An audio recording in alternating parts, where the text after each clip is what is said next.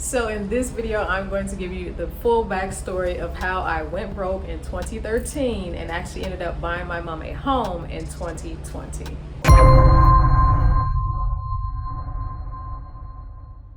So I ended up forgetting my actual vlogging camera. Now I have to use my iPhone, which is fine, but I'm on a cruise right now. We're going to Catalina Island is behind me, and also we're going to Ensenada, Mexico, and that's awesome. So I'm just gonna record this video from this balcony. Look at this beautiful view. Check that out. It's so nice, so nice. But yeah, so when it comes to the story of me actually going broke in 2013, what had happened was, so in 2013, I was working at Walmart and had a job. It was a good job. It worked for me. I was in the back room working in inventory control specialist, and that job wasn't fulfilling for me. So I'd always wanted to live in Los Angeles, in LA. And so I came up with the idea of actually just moving to LA. And what I did was I quit my job. And I would never recommend that to anybody because it was such a split-second decision, and it was such a quick thing to do, and I surprised myself that I actually did that. But I was not fulfilled, and I wanted to do something different. And so I quit and decided to move over to Los Angeles from Illinois. I had safety, I had security, I had my car, I had my nice apartment. I felt like I was thriving, I was doing really well. Totally ripped that away from myself and took a chance and actually moved to Los Angeles. And when I moved to Los Angeles, I ended up moving into a hostel. So I lived in a hostel in Los Angeles for 3 months. And this is just my story. This is just me and what I did. And it's a thing of I want people to learn from my mistakes, because that was difficult to actually take a whole secure job that I had, quit it, and then literally just move across the country. I wouldn't recommend that to anybody. Like, make sure you have that safety net, you have that security, and then do it, And I also could have transferred my job, but that's also something I didn't do. But anyway, fast forward to 2013, stayed in the hostel for 3 months. The first month it was about 10 of us. The second month it was about 30 of us. And it was a big house in Los Angeles. And then the third month it was about 35 of us. So it was time for me to go. But I didn't have a job. In LA, I was working as a nanny, like part-time, probably less than part-time. It wasn't even really that much. And so I went broke. I had no money for real. So I just had enough to be able to afford a place for 1 month. And so I had the choice of either going back to Illinois where my family was, or going to Las Vegas, which was less expensive. And so I chose, instead of going back to the safety of my family and where they were, I chose to move to Las Vegas instead. And so I go to Las Vegas, and thankfully in Vegas, the economy was way better than LA, of course, in California. And so I got 2 jobs pretty quickly in Las Vegas, and that was awesome because I'm like, this is great. Like, this is really great. I can work with this. I can actually thrive possibly again here. So I got the 2 jobs in Vegas because I had a background in retail.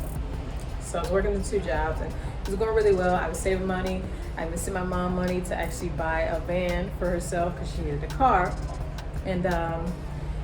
And that's just who I am. Like, with my mom, I know who she is and what she has done for me in her life. And to actually have 5 kids by herself and raise them is like, it's pretty remarkable. Like, moms are actually sheroes. Moms are real everyday heroes. And so for me, like, I'd do anything for my mom. I don't have any kids, so it's like it's perfect for me to actually have what I have and be able to share it with her, So yeah, keep going on after Las Vegas, getting the job in 2013, after I had the jobs and stuff. Fast forward to 2015, after I was done with retail, I'm like, okay, I want to work for myself, because I figured out that if I could actually move across the country with no security net, then possibly I could learn how to work for myself and figure it out. And so I started to learn how to work for myself. My husband, he was my boyfriend at the time. He had told me about Fiverr.com. And so I got into there, found out about voiceovers. Even though I hated my own voice, I was willing to give it a try. And so I put up a profile as a voiceover artist and started to do voiceovers for clients on Fiverr. And that's how it initially started in 2015. And mind you, 2013, I was absolutely broke, had nothing, like started from the very bottom. Most people that had the 400 saved up, they were doing better than me for sure. And apparently Most Americans don't have 400 saved up, which sucks. But anyway, 2015, I started to learn how to freelance, and then I'm a really good saver. That's the thing about myself, is that I'm not trying to just waste my money on this or that.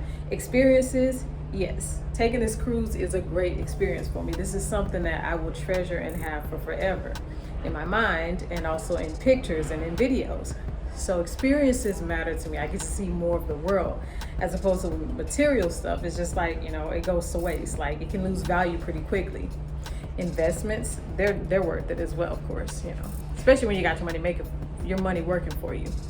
But I saved obviously majority of my income with freelancing, and so by the time 2020 came around, I was able to have enough money to invest in and buy a home for my mom.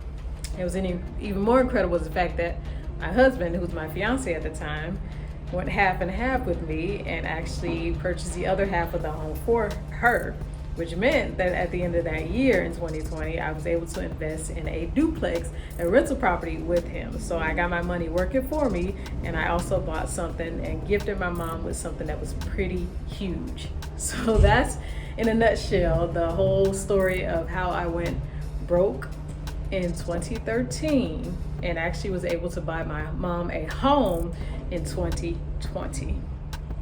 So yeah, that's pretty huge, right?